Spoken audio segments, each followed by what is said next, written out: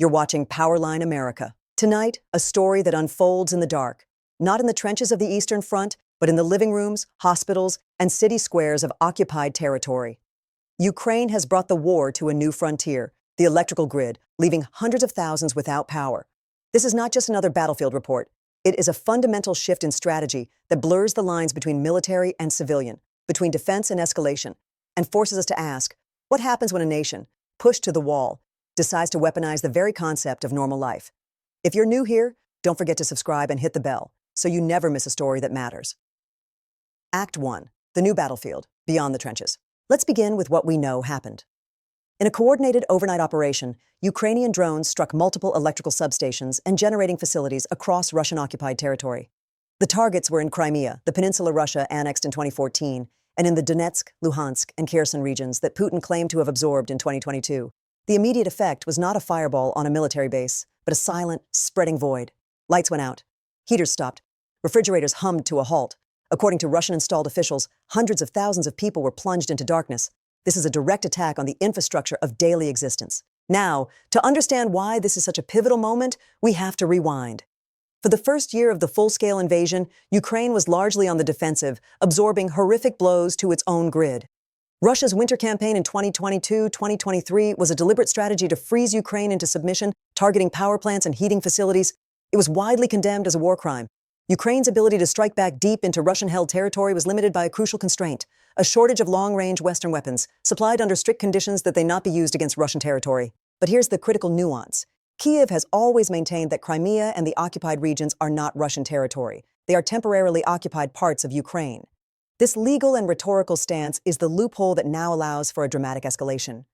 By striking the grid in these areas, Ukraine is executing a brutal, elegant, and high-stakes maneuver. They are using a tool of terror that was used against them, but they are deploying it on land they sovereignly claim. The message to Moscow is clear. Your occupation is a fiction, and we can make the cost of maintaining that fiction unbearable for the population you claim to have liberated. This is a move born of profound necessity. With the U.S. aid package stalled in Congress and European supplies struggling to scale up, Ukraine's artillery shells are rationed and its air defenses are stretched thin. The much-hyped counteroffensive of 2023 failed to achieve a decisive breakthrough. The front lines have solidified into a grinding war of attrition that favors Russia's larger population and defense industry. In this context, attacking the grid is not a tactic of choice, but of adaptation. When you cannot break the enemy's army on the field, you target its ability to supply that army and the political will that sustains it. So, we are witnessing the opening of a second front, not a geographic one, but a logistical and psychological one. The battlefield is no longer just the 600-mile line of contact. It is every power line, every substation, every coal plant behind that line. This transforms the nature of the conflict from a territorial struggle into a war of systems. ACT2, the deep calculus, logistics, morale, and morality. Let's dive deeper into the three layers of calculation behind these strikes: the military, the political, and the deeply uncomfortable moral layer. First, the military and strategic logic. We often picture war as soldiers and tanks, but modern warfare is a vast, hungry machine that runs on electricity. Rail networks that transport troops and ammunition, they rely on powered signaling systems, command and control centers coordinating attacks, banks of servers and communications gear, repair depots fixing damaged equipment, industrial machinery, warehouses storing food and uniforms, climate control. By crippling the energy grid in occupied territories, Ukraine isn't just creating a civilian headache. It is directly degrading Russia's military logistics in its southern sector. A blackout in Donetsk can slow the delivery of shells to the front near Avdiivka. A damaged substation in Crimea can hamper operations at the crucial naval port of Sevastopol. This is a force multiplier. It aims to create friction, delay, and dysfunction in the Russian military machine, buying precious time and sapping resources as Moscow scrambles to repair the damage. Second, the political and psychological logic. Vladimir Putin's entire justification for this war rests on two pillars: the idea that these regions are historically and culturally Russian, and the promise that absorption into Russia will bring stability and prosperity, a return to normalcy. A sustained, large-scale blackout eviscerates that promise. Imagine you are a resident of occupied Melitopol. For 2 years, Russian state TV has told you you are now part of a mighty restored empire. Then, for days on end, you have no light, no heat, your phone battery dies, and your tap water stops running because the pumps have no power. The authority that claims to protect you cannot perform the most basic function of governance. This sows a powerful, quiet narrative. The Ukrainians can reach you. Moscow cannot protect you. This forever Russian future is a cold, dark lie. It erodes the legitimacy of the occupation from within, potentially turning the population from passive subjects into a source of latent resentment and instability. But this brings us to the third and most agonizing layer, the moral and ethical logic. The unavoidable collateral damage of these strikes is the civilian population. These are people, Ukrainian citizens, enduring freezing temperatures, spoiling food, and failing medical equipment. Ukraine's government is making a horrific wartime calculation, one that echoes the very Russian tactics it has rightly decried. They argue that the civilians living under occupation are, in a legal sense, behind enemy lines. The discomfort and danger they face are, in this grim calculus, a necessary and justified price to pay to dismantle the occupation apparatus and hasten overall liberation. It is the logic of the siege, applied not to a castle, but to an entire region. It asks, is it more ethical to allow an occupation to solidify permanently, or to take actions that make it untenable, even if those actions inflict suffering on the people you ultimately aim to free? This is the dark mirror of this war. Russia attacked civilian infrastructure to break Ukraine's will to resist. Ukraine, now using similar tactics, argues it is attacking military logistical targets that happen to power civilian life in a territory it is legally entitled to defend by any means. The international laws of war distinguish between military targets and civilian objects, but what happens when the two are inextricably fused? The grid is a dual-use system. This is the gray zone where the clean principles of just war theory meet the muddy, brutal realities of a fight for national survival. Furthermore, this shift is a direct message to the West. For months, Ukrainian leaders have pleaded for long-range missiles like the US-made Attack-MS to strike legitimate military targets deep behind lines. The slow drip of these weapons and the ongoing debate in Congress has forced their hand. The drone strikes on the grid are a form of asymmetric innovation. They are saying, if you will not give us the tools to fight the war you want us to fight, a conventional war of liberation, then we will fight the war. We can fight with the tools we have. It is a strategy of pressure, seeking to change the Kremlin's cost calculus where it is most sensitive, the political stability of the occupied territories and the comfort of the Russian populace that believes the war is distant. ICT3, the broader arc, history, technology, and the American choice. To truly grasp the significance of this moment, we need to zoom out. We need to look at history, at technology, and at the unfolding role of the United States. The historical echo. Energy as a weapon. This is not the first time energy infrastructure has been a central battlefield.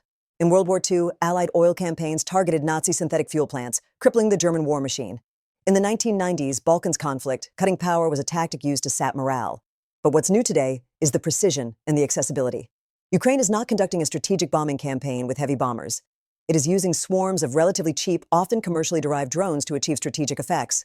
This represents a democratization of a form of warfare once only available to major air powers. The technological revolution, the drone war. We must talk about the tool itself, the drone.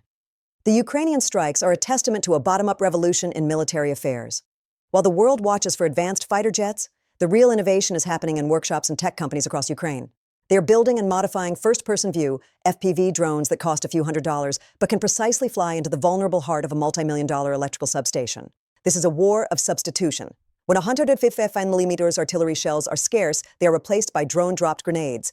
When long-range missiles are withheld, they are replaced by long-range drones. Ukraine has become a laboratory for hybrid warfare, combining Western intelligence and technology with homegrown ingenuity to create a new model of resistance.